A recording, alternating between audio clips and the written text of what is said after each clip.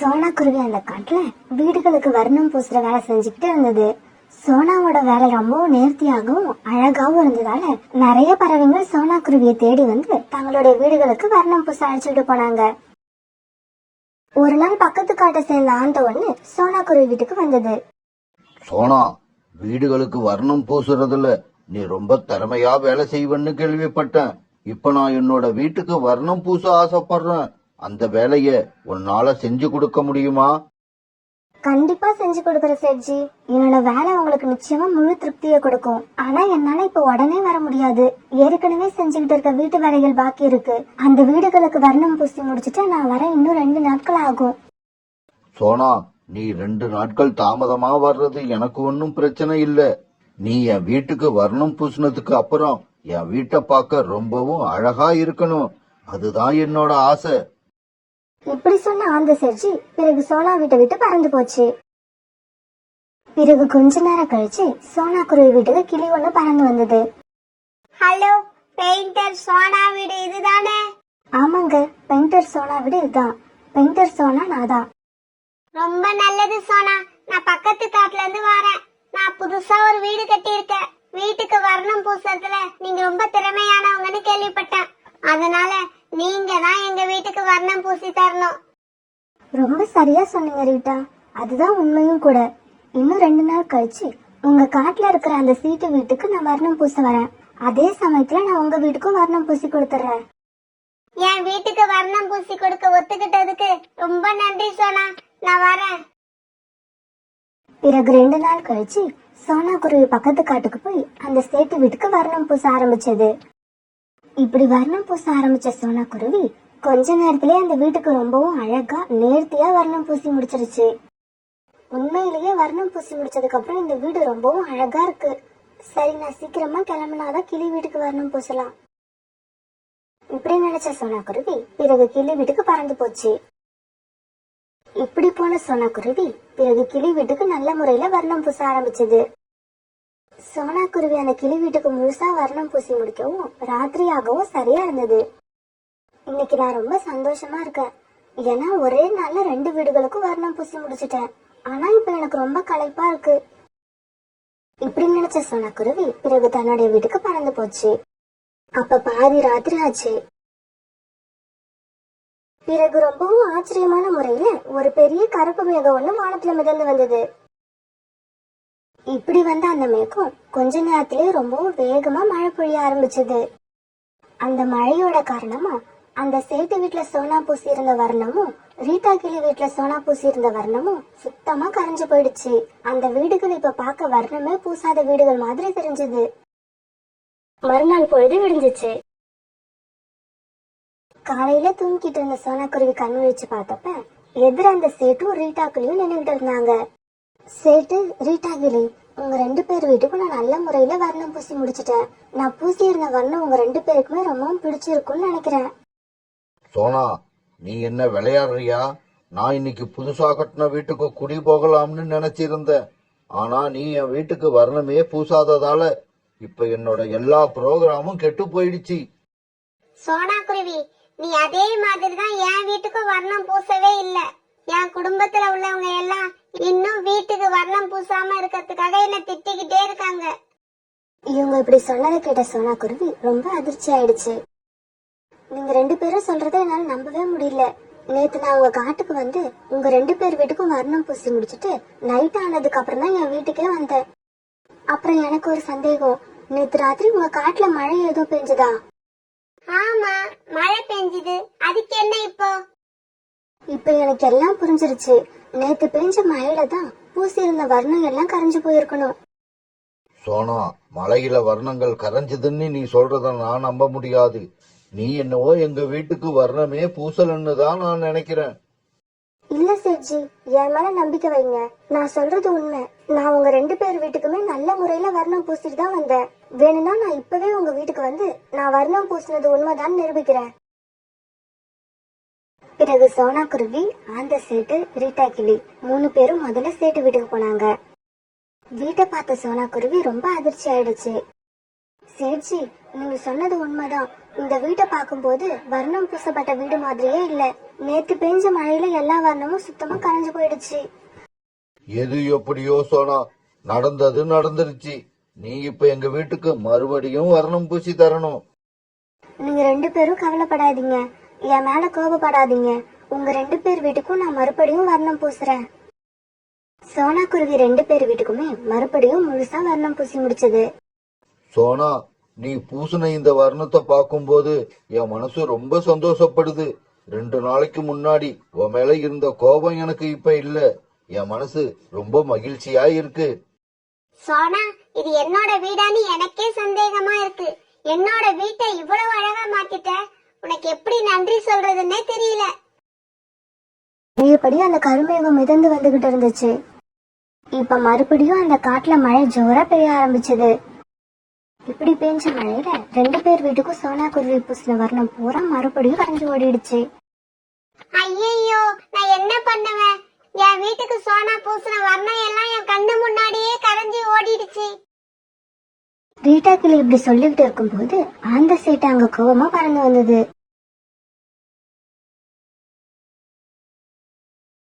சோனா, நீ பூசின வர்ணம் எல்லாம் இந்த மழையில சுத்தமா கரைஞ்சு போயிடுச்சு. பூசின வர்ணம் காயறதுக்கு முன்னாடியே மழை பெய்யறது தான் இதுக்கு காரணம். எப்பவுமே மழை பெய்யறதுக்கு முன்னாடி மேகங்கள் பறவைகளுக்கு செய்தி சொல்லி அனுப்புவாங்க. ஆனா இப்ப 2 நாளா எந்த விதமான அறிவிப்புமே இல்லாம மழை பெய்யுது. இதுதான் நம்மளோட கஷ்டத்துக்கு காரணம். சோனா, இருந்தாலும் நீ என்னோட வீட்டுக்கு மறுபடியும் வர்ணம் பூசி தரணும். சேட்ஜி, நீங்க 2 பேரும் உங்க வீட்டுக்கு வர்ணம் பூசுறதுக்கு எவ்வளவு பணம் கொடுத்தீங்களோ இது வரைக்கும் அதை விட அதிகமாவே நான் செலவு பண்ணிட்டேன். இதுக்கப்புறம் என்னால செலவு பண்ண முடியாது. மறுபடியும் நீங்க பணம் கொடுத்தாதான் உங்க வீடுகளுக்கு வர்ணம் பூச முடியும். சோனா, நீ எங்க வீடுகளுக்கு வர்ணம் பூச எவ்வளவு செலவாகுதோ அதை நாங்களே தாரோம். பிறகு சோனா குருவி வர்ணம் வாங்கறதுக்காக காவங்களோட கடைக்கு போச்சு. காலன்னா கோரி அக்கா, இந்த மழையோட காரணத்தால எனக்கு ரொம்ப துன்பம் உண்டாகுது. நான் பூசின வர்ணம் எல்லாம் இந்த மழையால கரைஞ்சு போக மறுபடி உங்ககிட்ட வந்து வர்ணங்களை வாங்க வேண்டியிருக்கு. இருந்தாலும் எனக்கு கஷ்டமா இருந்தாலும் உங்களுக்கு நல்ல லாபம் வரும்னு நினைக்கிறேன். சோனா, யார் யார் தலையில என்னென்ன எழுதியிருக்கோ அதுபடிதான் நடக்கும். இந்த மழை சில பேருக்கு கஷ்டத்தை கொடுக்குது, சில பேருக்கு லாபத்தை கொடுக்குது. ஆனா இதுக்கப்புறமும் சோனா குருவி எந்த பறவையோட வீட்டுக்கு வர்ணம் பூசினாலும் உடனே மழை வந்து அந்த வர்ணத்தை கரைச்சு சோனாவுக்கு கஷ்டத்தை கொடுத்துக்கிட்டே இருந்தது. இதனால சோனா குருவி ரொம்ப குழப்பத்துல இருந்தது. இப்படியே சில நாட்கள் நகர்ந்துச்சு. நம்மளோட காட்டுல இப்ப என்னதான் நடந்துகிட்டு இருக்கு? எந்த வீட்டுல வர்ணம் பூசினாலும் உடனே கொஞ்ச நேரத்துல மழை வந்து அந்த வர்ணத்தை சுத்தமா கரைச்சி எடுத்துட்டு போயிடுது. ஆமா, நீங்க சொல்றது உண்மைதான். அதனால எந்த பறவையும் தங்களோட வீட்டுக்கு வர்ணமே பூச முடியல. நாம இப்படி பேசிக்கிட்டே இருந்தோம்னா இதுக்கு ஒரு முடிவே இருக்காது.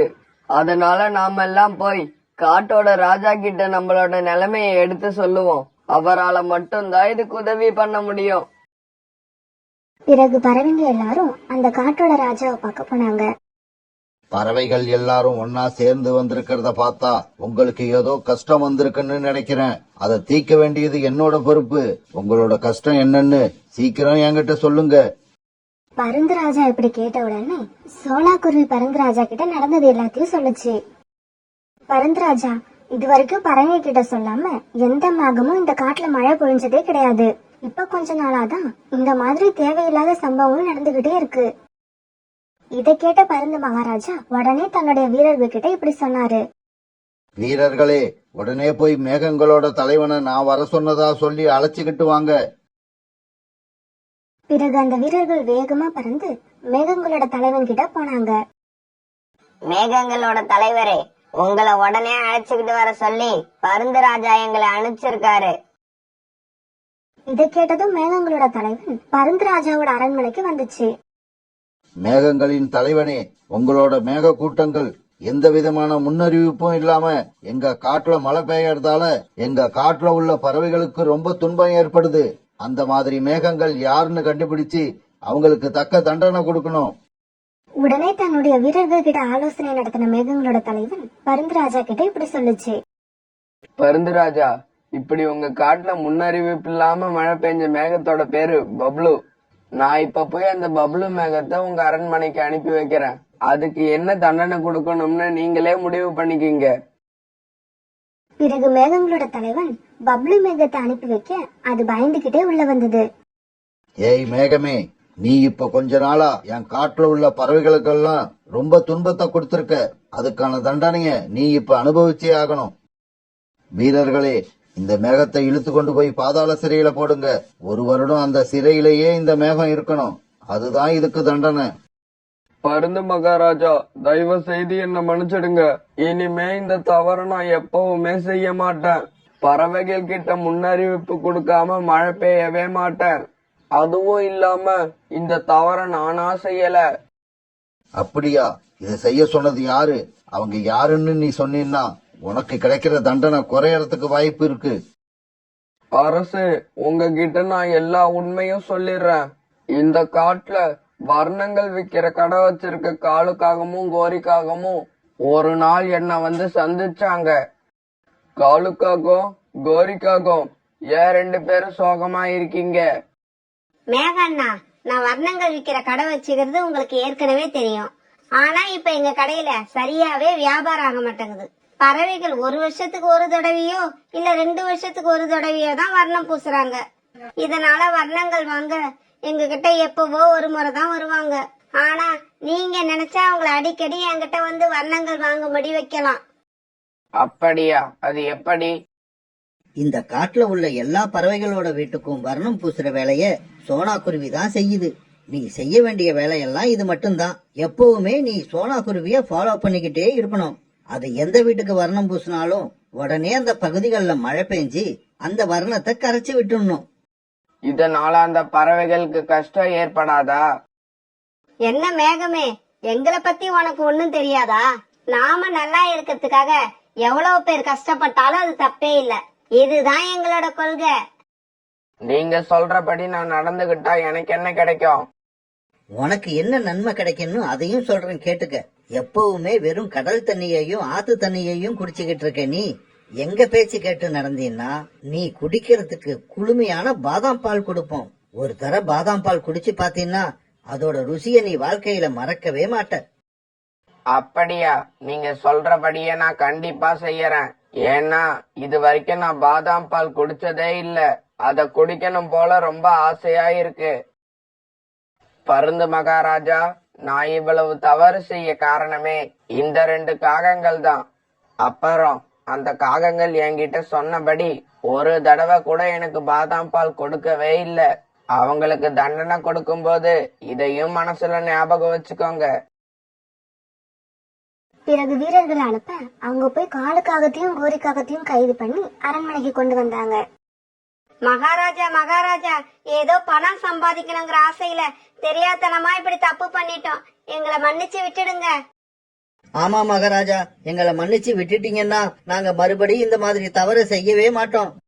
காகங்களே, நீங்க தவறு செய்யறது இது முறை இல்ல. ஏற்கனவே நீங்க பல முறை தவறு பண்ணிருக்கீங்க. அப்பெல்லாம் உங்களை இந்த அரண்மனை மன்னிச்சு விட்டுருக்கு. ஆனா இந்த முறை அப்படி நடக்காது.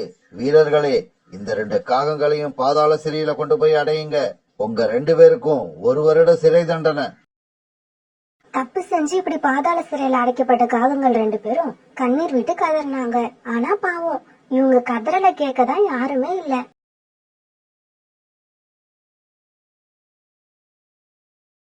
சோனா குருவி சின்ன வயசுல இருந்தே பெயிண்ட் அடிக்கிற வேலை செஞ்சதால அந்த தொழில உள்ள நுணுக்கங்களை கத்துக்கிட்டு திறமையான பெயிண்டர்னு பேர் வாங்கிடுச்சு.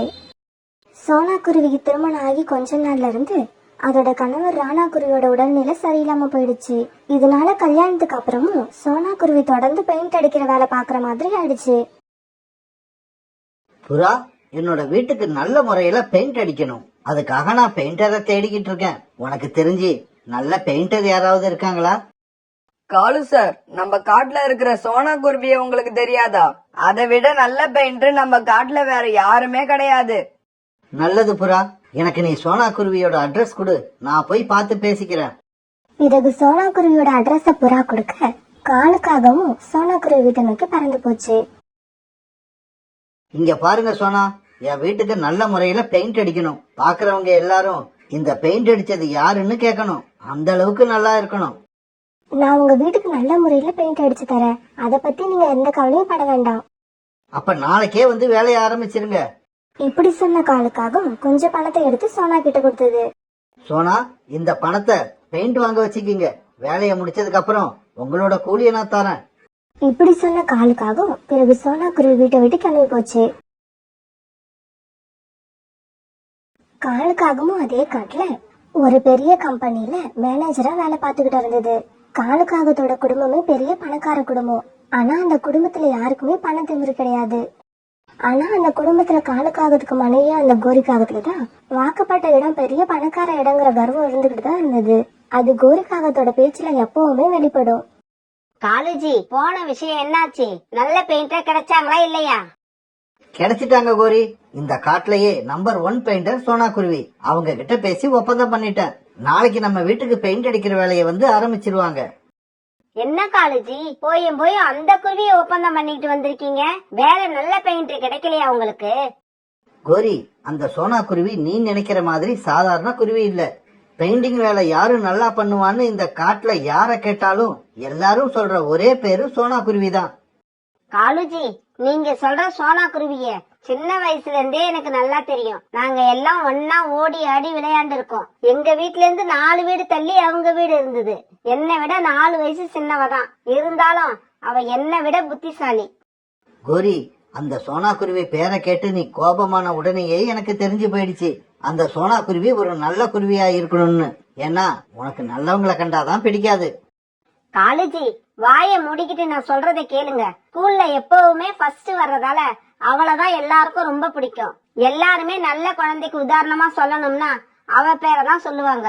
இதனாலயே எனக்கு சோனா மேல ஒரு வெறுப்பு உண்டாயிடுச்சு. அதுவும் இல்லாம நான் ஒரு சின்ன தப்பு பண்ணனா கூட நீங்க செஞ்சது தப்புன்னு என் முகத்துக்கு நேராவே சொல்லிடுவா. காலுஜி, அவளை போய் நம்ம வீட்டுக்கு பெயிண்ட் அடிக்க ஒப்பந்தம் பண்ணிட்டு வந்திருக்கீங்க. இது எனக்கு கொஞ்சம் கூட பிடிக்கல. என்ன கோரி இப்படி பேசுற? உன்னோட சின்ன வயசு ஃப்ரெண்டுன்னு வேற சொல்ற. அப்பன்னா நீங்க பார்த்து பேசி ரொம்ப நாள் ஆயிருக்கும். இவ்வளவு வருஷமா என்னென்ன பேசணும்னு மனசுல நினைச்சுக்கிட்டு இருந்தீங்களோ அதையெல்லாம் பேசி சந்தோஷமா பொழுத போக்குங்க. இப்படி சொன்ன காலுக்காகவும் பிறகு தன்னுடைய ஆபீஸ்க்கு பறந்து போச்சு. சோனா, என்னோட வீட்டுக்கு தானே வர? வா வா. சின்ன வயசுல உன்னால நான் எவ்வளவு அவமானப்பட்டு இருப்பேன். அதுக்கெல்லாம் பதில் தர்றதுக்கு சரியான நேரம் இது. என் வீட்டுக்கு வேலை பார்க்க வர்ற சோனாவ அழ வச்சு அவ மனச நோகடிச்சு செஞ்ச வேலைக்கு பணமும் கொடுக்காம அவளை விரட்டி விடல என் பேரு கோரி இல்ல. சோனா குருவி தன்னோட வீட்டுல உடல்நிலை சரியில்லாத தன்னோட கணவனுக்கு ஆறுதல் சொல்லிக்கிட்டு இருந்தது. ராணாஜி, நீங்க எதை பத்தியும் கவலைப்படாம இருங்க. நான் இருக்க, உங்களை நான் எப்படியும் காப்பாத்துவேன். இல்ல சோனா, திருமணம் ஆனதுல இருந்து நான் ஒரு நாள் கூட உன்னை சந்தோஷமா வச்சிரல. என்னால நீ கஷ்டத்தை மட்டும்தான் அனுபவிக்கிற. இதுக்கப்புறம் நீ எனக்காக எந்த செலவும் பண்ணாத. என்னை இப்படியே விட்டுடு, நான் செத்துடுறேன். உன்னோட நிலைமைய நினைச்சா எனக்கு ரொம்ப கஷ்டமா இருக்கு சோனா. இன்னொரு முறை உங்க வாயில இருந்து இப்படி ஒரு வார்த்தை வரவே கூடாது. இப்ப நான் இந்த காடு முழுக்க நல்ல பெயிண்டர்னு பேர் எடுத்துக்கிட்டு இருக்கேன். கூடிய சீக்கிரம் நிறைய சம்பாரிச்சு உங்களோட ஆபரேஷனுக்கு தேவையான பணத்தை சீக்கிரமா சேர்த்துருவேன். மறுநாள் பொழுது விடிஞ்சிச்சு. பிறகு மறுநாள் காலையில சோனா குருவி பெயிண்ட் அடிக்கிறதுக்காக காலுக்காக வீட்டுக்கு பறந்து போச்சு. கோரி, சோனா குருவி இன்னைக்கு பெயிண்ட் அடிக்க நம்ம வீட்டுக்கு வரும். அது வந்து வேலையை முடிச்சதுக்கு அப்புறம் இந்த பணத்தை அதுகிட்ட கொடுத்து அனுப்பு. நான் இன்னைக்கு ஆபீஸ் விஷயமா வெளியூர் போறேன். வர்றதுக்கு 2 நாள் ஆகும். இப்படி பேசின பிறகு காலுக்காக தன்னோட ஆபீஸ்க்கு பறந்து போச்சு. காலு போய் கொஞ்ச நேரத்துக்கு எல்லாம் சோனா குருவி காலுக்காக வீட்டுக்கு வந்தது. என்ன சோனா, இப்ப பெயிண்ட் அடிக்கிற வேலைய பாக்குற? ஆமா கோரியக்கா, பெயிண்ட் அடிக்கிற வேலைதான் பாக்குறேன். இது உங்க வீடா? நேத்து எங்க வீட்டுக்கு வந்தது உங்களோட கணவரா? ஆமா ஆமா, அவர் என்னோட கணவர் தான். சோனா, சின்ன வயசுல எனக்கு நீ எவ்வளவு அட்வைஸ் பண்ணுவ. இப்ப பாத்தியா, நீ வீடு வீடா போய் பெயிண்ட் அடிச்சுக்கிட்டு இருக்க. ஆனா நான் மகாராணி மாதிரி பங்களாவில வாழறேன். கோரியக்கா, நீங்க தப்பா புரிஞ்சுக்கிட்டு இருக்கீங்க. நான் சொன்னதெல்லாம் மனசு நல்வழிப்படுத்துறதுக்கான வழிகள். பணம் சம்பாதிக்கிறதுக்கான வழியே இல்ல. பணம் எப்ப வேணாலும் வரும், எப்ப வேணாலும் போகும். ஆனா உண்மை பேசுறது, அடுத்தவங்களுக்கு கெடுதல் நினைக்காம இருக்கிறது, மத்தவங்கள பார்த்து பொறாமப்படாம இருக்கிறது, இந்த மாதிரி நல்ல எண்ணங்களை மனசுக்குள்ள வளர்த்துக்கிட்டா அது நமக்குள்ள எப்பவுமே இருக்கும். எங்க போனாலும் நமக்கு பேரையும் புகழையும் வாங்கி தரும். சோனா, பேசுனது போதும் நிறுத்து. சின்ன வயசுல பேசுன மாதிரியே இப்பவும் பேச ஆரம்பிக்கிறியா? உன்னோட பேச்ச கேட்க இங்க யாரும் தயாரா இல்ல. வேலை செய்யதானே இந்த வீட்டுக்கு வந்த. வாய மூடிக்கிட்டு போய் வேலைய பாரு. திடீர்னு கோரிக்காக இப்படி கோபத்தோட சொன்னதும் சோனா குருவியால எதுவுமே சொல்ல முடியாம மௌனமா போய் தன்னுடைய வேலையை பார்க்க ஆரம்பிச்சது. இப்படி சோனா குருவி அந்த வீட்டுக்கு பெயிண்ட் அடிச்சுக்கிட்டு இருக்கும்போது கோரிக்காக இன்னொரு முறை சோனா கிட்ட வந்தது. சோனா, இதுக்கப்புறம் நீ என்கிட்ட பேசும்போது யோசிச்சுதான் பேசணும். நம்மளோட சின்ன வயசு நினைப்பெல்லாம் அப்படியே மறந்துடு. இப்ப நான் யார் தெரியுமா? என்னோட ஸ்டேட்டஸ் என்ன தெரியுமா? நீயும் நானும் ஃப்ரெண்டுங்கிற விஷயமே வெளியில யாருக்கும் தெரியக்கூடாது. அப்படி தெரிஞ்சா அது எனக்கு அசிங்கம். கோரி இப்படி பேச பேச சோனா குருவி கண்ணுல இருந்து கண்ணீர் வர ஆரம்பிச்சது. அப்பாடா, சோனா கண்ணுல இருந்து கண்ணீர் வந்துருச்சு. எங்க அழாம இருந்து நம்மள ரொம்ப டயலாக் பேச வச்சிருவாளோன்னு நினைச்சேன். நல்ல வேலை, ஆரம்பத்திலேயே அழுதுட்டா. இப்பதான் எனக்கு மனசு ரொம்ப நிம்மதியா இருக்கு. இப்படி நினைச்ச கோரிக்காக அங்கிருந்து பறந்து போச்சு. இந்த கோரியாக்காக தான் மனசு எவ்வளவு கல்லாயிடுச்சு. சின்ன வயசுல இருந்து எப்படி பழகி இருந்தோம், ஆனா நம்ம கிட்டே வந்து இப்படி பேசிட்டு போறாங்க. பணம் வந்தா மனசு இப்படி மாறும்னு எனக்கு தெரியாது. முதல் முறையா இப்பதான் பாக்குறேன். இப்படி நினைச்சுக்கிட்டு சோனா குருவி காலுக்காகத்தோட வீட்டுக்கு பெயிண்ட் அடிச்சுக்கிட்டு இருந்தது. பிறகு ஒவ்வொரு இடமா பெயிண்ட் அடிச்ச சோனா குருவி ஒரு நிமிஷத்தை கூட வீணாக்காம சாயங்காலத்துக்குள்ள இந்த வேலையை முடிக்கணுங்கிற ஒரே நினைப்புல தன்னுடைய வேலையை கவனமா செஞ்சுக்கிட்டு இருந்தது. பிறகு தான் நினைச்ச மாதிரி சாயங்காலத்துக்குள்ள அந்த வீடு ஃபுல்லா பெயிண்ட் அடிச்சு முடிச்சது. கோரி மேடம், உங்க வீட்டுக்காரர் சொன்னபடியே உங்க வீடு முழுவதும் ரொம்ப நல்லா பெயிண்ட் அடிச்சு முடிச்சுட்டேன். என்னோட சம்பளத்தை கொடுத்தீங்கன்னா நான் என் வீட்டுக்கு கிளம்புவேன். என்னது சம்பளமா? எதுக்கு சம்பளம்? என்ன மேடம் இப்படி கேக்குறீங்க? உங்க வீட்டுக்கு இன்னைக்கு பூரா பெயிண்ட் அடிச்சிருக்கேன், அதுக்கான சம்பளம் 500 ரூபாய். அதுதான் கேக்குறேன். நேத்து என்னோட கணவர் பெயிண்ட் வாங்க பணம் கொடுக்கும் போதே சம்பளத்தையும் சேர்த்து கொடுத்துட்டாரு. யாரை ஏமாத்த பாக்குற? 500 ரூபாய் என்ன சும்மா வருதா? இல்ல மேடம், அவர் தரல. பெயிண்ட் வாங்கறதுக்கு மட்டும் பணம் கொடுத்துட்டு வேலையை முடிச்சிட்டு சம்பளத்தை வாங்கி சொன்னாரு. இவங்க இப்படி பேசிக்கிட்டு இருக்கத பார்த்த பறவைகள் 2 பேரு அந்த இடத்துக்கு வந்தாங்க. கோரி மேடம், என்ன ஆச்சு? ஏன் இப்படி கோபமா பேசிக்கிட்டு இருக்கீங்க? சார், நீங்களே இந்த நியாயத்தை கேளுங்க. என் வீட்டுக்கு பெயிண்ட் அடிக்க வந்த இந்த சோனா தன்னோட 500 ரூபாய் சம்பளத்தை காலையிலேயே வாங்கிட்டு இப்ப நான் வாங்கவே இல்லைன்னு பொய் சொல்லுது. இந்த மாதிரி பொய் பேசுறவங்களை கண்டாலே எனக்கு எரிச்சலா இருக்கு. கூட 10 ரூபாய் வேணும்னு கேட்டா கூட போட்டு கொடுத்துருவேன் சார். ஆனா இந்த மாதிரி ஏமாத்தணும்னு நினைக்கிறவங்களுக்கு 1 ரூபாய் கூட கொடுக்க மாட்டேன். ஏமா சோனா, ஏன் இப்படி கோரி மேடத்துக்கிட்ட பிரச்சனை பண்ணிக்கிட்டு இருக்க? கோரி மேடத்தை பொறுத்த வரைக்கும் 500 ரூபாய்லாம் அவங்களுக்கு ஒரு காசே கிடையாது. அவங்க உங்ககிட்ட ஏற்கனவே 500 ரூபாய் கொடுத்ததாலதான் இவ்வளவு கரெக்டா சொல்றாங்க. ஆமா சோனா, நீ இப்படி பொய் பேசுறத முதல்ல நிறுத்து. வேலை பாக்குற இடத்துல எல்லாம் இந்த மாதிரி பிரச்சனை பண்ணிக்கிட்டு இருந்தா அப்புறம் உன்னை யாரும் வேலைக்கு கூப்பிட மாட்டாங்க. ஞாபகம் வச்சுக்கோ. இப்படி சொன்ன அந்த பறவைங்க அங்கிருந்து பறந்து போனாங்க. தெரிஞ்சுக்கிட்டியா சோனா, சமுதாயத்துல இந்த கோரியோட மதிப்ப? எல்லாருமே என் பக்கம் தான் பேசுவாங்க. பணம் இல்லாத உன் பக்கம் உன்னோட நிழல் கூட நிக்காது. இப்படி சொன்ன கோரிக்காகவும் அங்கிருந்து பறந்து போயிடுச்சு. சோனாவோட பேச்சு கேட்க அங்க யாருமே இல்ல. இதனால சோனா அழுதுகிட்டே அந்த இடத்த விட்டு பறந்து வீட்டுக்கு போச்சு. வீட்டுக்கு போன சோனா அழுதுகிட்டே நடந்த எல்லாத்தையும் தன்னோட கணவர் ராணா கிட்ட சொல்லுச்சு. சோனா, அழாத, தைரியமா இரு. நடக்கிறது எல்லாத்தையும் நீயும் நானும் மட்டும் பார்க்கல, கடவுளும் பாத்துக்கிட்டு தான் இருக்காரு. இப்படியே சில நாட்கள் நகர்ந்துச்சு. சோனா குருவிக்கும் இப்ப வேலை கிடைக்கவே இல்லை. மாசத்துக்கு 2 வீடு 3 வீடு கிடைக்கிறதே பெரிய விஷயமா இருந்தது. தான் மனைவி இப்படி கஷ்டப்பட போது தன்னால எந்த உதவியும் செய்ய முடியலையேன்னு நினைச்ச ராணா குருவி அழுதுகிட்டே இருந்தது. இந்த சமயத்துலதான் சோனா குருவி வீட்டுல யாரோ தட்ட சத்தம் கேட்டது. சோனா போய் கதவை திறந்த உடனே பெரிய பணக்காரர் மாதிரி இருந்த ஒருத்தர் சோனா வீட்டுக்குள்ள வந்தாரு. வீடுகளுக்கு பெயிண்ட் அடிக்கிற பெயிண்டர் சோனா நீங்க தானே? ஆமா சார், நான் தான். சோனா, என்னோட பேரு ஜம்ஜம். நான் இன்னும் 2 மாசத்துல இந்த காட்டுல ஒரு பெரிய ஃபேக்டரி கட்ட போறேன். இப்ப நான் கட்டி இருக்க என்னோட வீட்டுக்கு நீங்க தான் பெயிண்ட் அடிச்சு தரணும். உங்க வேலை எனக்கு பிடிச்சிருந்தா என்னோட ஃபேக்டரி கான்ட்ராக்டையும் நான் உங்ககிட்டயே கொடுப்பேன். ஜம்ஜம் சார், என்கிட்ட பொறுப்பு கொடுத்திருக்கீங்கல்ல, பிறகு நீங்க அந்த வேலையை பத்தி கவலைப்படவே வேண்டாம். கண்டிப்பா என்னோட வேலை உங்களுக்கு பிடிக்குங்கிற நம்பிக்கை எனக்கு இருக்கு. அப்படின்னா இப்பவே என் கூட கிளம்புங்க, இன்னைக்கே வேலையை ஆரம்பிப்போம். பிறகு சோனா குருவி ஜம்ஜம் பறவை கூட அப்பயே பறந்து போச்சு. இப்படி போன சோனா குருவி ஜம்ஜமோட வீட்டுக்கு ரொம்பவும் கஷ்டப்பட்டு பெயிண்ட் அடிச்சது. ஜம்ஜமோட வீட்டுக்கு சோனா குருவி பாக்குறவங்க எல்லாருமே ஆச்சரியப்படுற மாதிரி ரொம்பவும் அற்புதமா பெயிண்ட் அடிச்சிருந்தது. அந்த வீட்டை பாக்குற யாருமே நல்லா இல்லைன்னு சொல்ல மாட்டாங்க. அந்த அளவுக்கு கஷ்டப்பட்டு சோனா தன்னோட திறமையை காட்டியிருந்தது. அதை பார்த்த ஜம்ஜம் பறவைக்கு ரொம்பவும் சந்தோஷம். இந்தாங்க சோனா, இந்த பணத்தை வச்சுக்குங்க. ஜம்ஜம் சார், இதுல பணம் ரொம்ப அதிகமா இருக்கு. என்னோட வேலைக்கு இவ்வளவு பணம் தேவையில்லை. சோனா, இது நீங்க செஞ்ச வேலைக்கு மட்டும் இல்ல, அடுத்து என்னோட ஃபேக்டரியிலையும் நீங்க தான் பெயிண்ட் அடிக்க போறீங்க. அதற்கான அட்வான்ஸும் இதுல இருக்கு. இதை கேட்ட சோனாவோட மனசு ரொம்பவும் சந்தோஷப்பட்டது. அந்த பணத்தை எடுத்துக்கிட்டு வீட்டுக்கு சந்தோஷமா பறந்து போச்சு. பிறகு தன்னோட கணவர் ராணாவை அழைச்சிக்கிட்டு போய் ஒரு பெரிய ஹாஸ்பிட்டல்ல சேர்த்தது. அங்க ராணாவுக்கு தேவையான ஆபரேஷனை பண்ணி ராணாவை முழுமையா குணப்படுத்திட்டாங்க. சோனா, நான் மறுபடியும் இப்படி முழுமையா குணமாவன்னு நினைக்கவே இல்ல. என்னை இப்படி முழுமையா குணப்படுத்த உனக்கு வேற யாருமே ஹெல்ப் பண்ணல. நீ தனியா நின்னே சாதிச்சுட்ட. ராணாஜி, எப்பவுமே நாம தனியா நின்று சாதிச்சோங்கிற வார்த்தை நம்ம வாயில இருந்து வரவே கூடாது. கண்ணுக்கு தெரியாத கடவுள் நம்ம கூட எப்பவும் இருந்துகிட்டே இருக்காரு. இப்படியே சில நாட்கள் நகர்ந்துச்சு.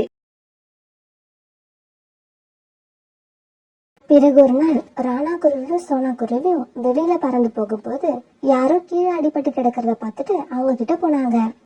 சோனா, இவங்க ஏதோ விபத்துல மாட்டிருக்காங்கன்னு நினைக்கிறேன். இவங்கள நாம உடனே ஹாஸ்பிட்டலுக்கு அழைச்சுக்கிட்டு போகலன்னா இவங்க உயிருக்கே ஆபத்தாயிடும். ஆமா ராணாஜி, இவங்களை சீக்கிரமா நம்ம ஹாஸ்பிட்டலுக்கு அழைச்சிட்டு போகணும். இவங்களை எனக்கு நல்லா தெரியும். இவங்க என்னோட சின்ன வயசு தோழி. இவங்க பேர் கோரி. பிறகு சோனா குருவியும் ராணா குருவியும் கோரிக்காக ஹாஸ்பிட்டலுக்கு தூக்கிட்டு போனாங்க. கோரி ஏதோ விபத்துல மாட்டின செய்தி கேட்டு காலுக்காகவும் உங்க ஹாஸ்பிட்டலுக்கு வந்தது. காலு சார், உங்க மனைவி இப்ப நல்லா இருக்காங்க. பயப்படுற மாதிரி எதுவும் இல்ல. கோரி, நம்ம வீட்டுல பெயிண்ட் அடிக்கிற வேலை பார்த்தாங்கல்ல சோனா குருவி, அதான் உன்னோட சின்ன வயசு ஃப்ரெண்டு. அவங்கதான் சரியான நேரத்துல உன்னை பார்த்து தூக்கிக்கிட்டு வந்து இங்க சேர்த்திருக்காங்க. அவங்க மட்டும் சரியான நேரத்துல உன்னை இங்க கொண்டு வந்து சேர்க்கலன்னா நீ இந்நேரம் வரைக்கும் உயிரோட இருந்திருக்கவே முடியாது. இதை கேட்ட கோரிக்காகத்தோட கண்ணுல இருந்து கண்ணீர் வந்தது. சோனா, என்ன மன்னிச்சிடு சோனா. உன்கிட்ட மன்னிப்பு கேட்க கூட எனக்கு தகுதி இல்லதான். இருந்தாலும் நீ என்ன மன்னிச்சுதான் ஆகணும். நீ என் வீட்டுக்கு பெயிண்ட் அடிக்க வந்தப்ப உன்னை நான் ரொம்ப அவமானப்படுத்தினேன். மனசாட்சியே இல்லாம உன் மனச நோகடிச்சேன். நீ இருக்கிற ஏழ்மையில 500 ரூபாய் உனக்கு எவ்வளவு பெரிய பணம், அத கூட கொடுக்காம நான் உன்னை ஏமாத்தினேன். அப்படியெல்லாம் நடந்துகிட்ட என்ன நினைச்சா எனக்கே ரொம்ப கேவலமா இருக்கு. கோரி அக்கா, நீங்க தான் செஞ்ச தவறையெல்லாம் உணர்ந்துட்டீங்களே. இனிமேல் எந்த பிரச்சனையும் இல்ல. சீக்கிரமா குணமாகி வீட்டுக்கு வர வழிய பாருங்க. நீங்க இப்படி பேசுறத கேட்கும் போது எனக்கு ரொம்ப சந்தோஷமா இருக்கு. சோனா, உனக்கே சந்தோஷமா இருக்குன்னா எனக்கு எப்படி இருக்கும்? ஆனா கோரியோட இந்த மனமாற்றம் கடைசி வரைக்கும் நிலைக்குமா, இல்ல வீட்டுக்கு வந்ததுக்கு அப்புறம் மாறுமான்னு தான் எனக்கு சந்தேகமா இருக்கு. காலுக்காக இப்படி சொன்னதை கேட்டு காலுக்காகவும் சோனா குருவி ராணா குருவி 3 பேரும் சந்தோஷமா சிரிச்சாங்க.